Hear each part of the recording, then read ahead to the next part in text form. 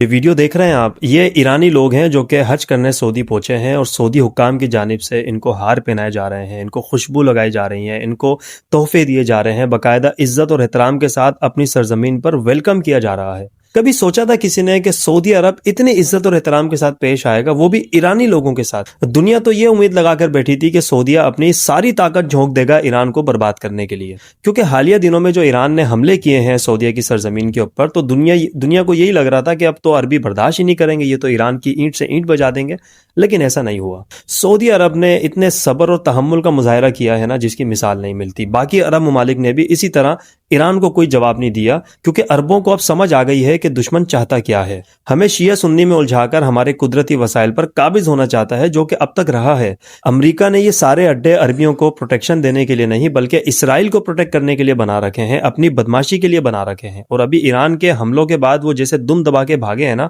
تو عربوں کو بہت اچھی طرح یہ بات سمجھ آ گئی ہے کہ یہ اپنی حفاظت نہیں کر سکتے، یہ ہماری بھلا کیا حفاظت کریں گے۔ اور یقین جانیے ان عربوں کو سمجھانے والا کوئی اور نہیں بلکہ آپ کا اور میرا پیارا وطن پاکستان ہے، جس نے بار بار جا کر عربیوں کو یہ بات پاور کروائی کہ آپ نے ریٹیلیٹ نہیں کرنا،